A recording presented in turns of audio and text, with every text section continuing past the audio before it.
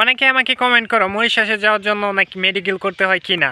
So অবশ্যই almost যে কোনো দেশে যাওয়ার জন্য মোটামুটি মেডিকেল করতে হয়, এটা আমরা জানি। সো সব দেশের ক্ষেত্রেই মেডিকেল করতে হয়, ঠিক আছে। সো আবার অনেকে কমেন্ট করো যে মেডিকেল করতে নাকি উলঙ্গ করে সব কিছু করে মেডিকেল করে। আরে ওইরকম কিছু না, উলঙ্গ করে কোনো মেডিকেল করা হয় না। সো আমি কিভাবে মেডিকেল করছি সো এটা বলতেছি তোমার। হ্যালো গাইস, আসসালামু আলাইকুম, welcome back to new video. আশা করি সবাই ভালো আছো, দেন আমিও ভালো আছি। সো আজকের যে ভিডিওটা হচ্ছে সেটা হচ্ছে আমার কিন্তু মেডিকেল ডান, ঠিক আছে।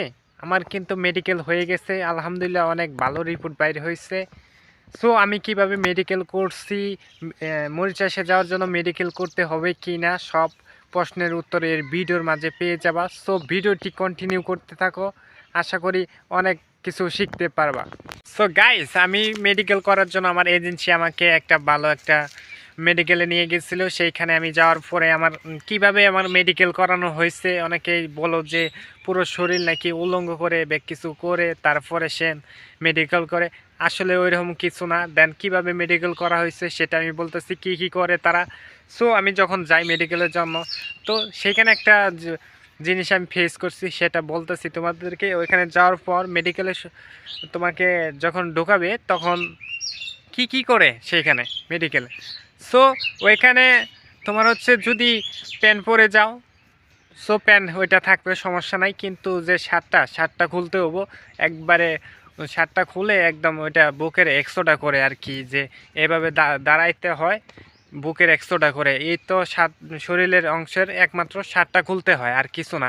আর হচ্ছে আপনার কাছে 1 সিরিজ রক্ত নেবে, 1 সিরিজ রক্ত নিয়ে ওটা টেস্ট করবে যে আপনার কোনো রক্তে কোনো প্রবলেম আছে কিনা। এই তো বুকের যে 100টা করে ওইটা আপনাদের বুকে কোনো সমস্যা আছে কিনা সেটা দেখার জন্য।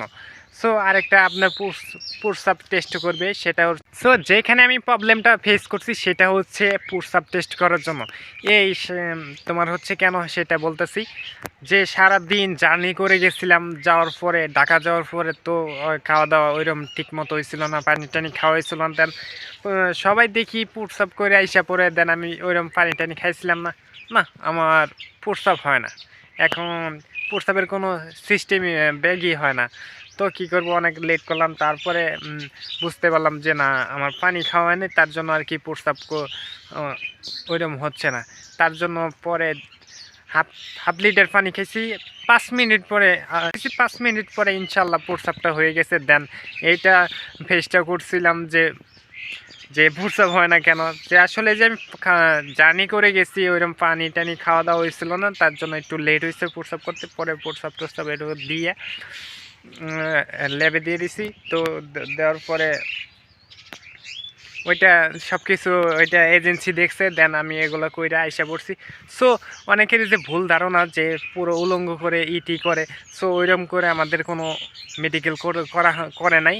আশা করি এই ভুল ধারণা তোমাদের আর থাকবে না। সো কীভাবে মেডিকেল করতে হয়, কি কি করে এইটা বলে দিলাম আমি তোমাদের মাঝে। আশা করি এই ভিডিওটা দেখার পরে তোমাদের ভুল কোনো ধারণা আর থাকবে না, কেটে যাবে। সো তো জানতেই পারলা কীভাবে মেডিকেল করতে হয়, কি কি করে ওরা। সো এটা আমি বললাম তোমাদেরকে। আর একটা জিনিস সবসময় মাথায় রাখবা, যে দেশের বাইরে যাওয়ার ক্ষেত্রে, কোনো চাকরির ক্ষেত্রে, জব করতে, বিদেশে যাওয়ার ক্ষেত্রে তোমরা মাস্ট বি মেডিকেল করতে হবে, এটা অবশ্যই করতে হবে, এটা ছাড়া তোমাদেরকে অ্যালাউ করবে না। সো এটা সবারই করতে হবে। দেন আমিও করছি, আলহামদুলিল্লাহ ভালো রিপোর্ট আইছে। সো কীভাবে করছি সেটা তো বললামই, সব এজেন্সি ডিটেলস বলে দিছে, কোথায় যাইতে হবো কী করতে হবো, সব এজেন্সি আমাকে নিয়ে গেছে। সো সেখানে যে কি আর কি রক্ত টক্ত টেক্সো এগুলো করানো হয়েছে, আর ওইরকম কোনো করতে হয় নাই। সো গাইস, ভিডিওটি ভালো লাগলে ফটাফট লাইক কমেন্ট শেয়ার করে দিও। আরও এরকম ভিডিও পেতে চ্যানেলটিকে সাবস্ক্রাইব করে রেখে দিও। দেন আর তোমাদের কোনো কোশ্চেন থাকলে কমেন্ট করে জানাতে পারো, ওইরকম ধরনের ভিডিও আপলোড করব। সো আল্লাহ হাফেজ, আবারও দেখা হচ্ছে পরবর্তী ভিডিওতে।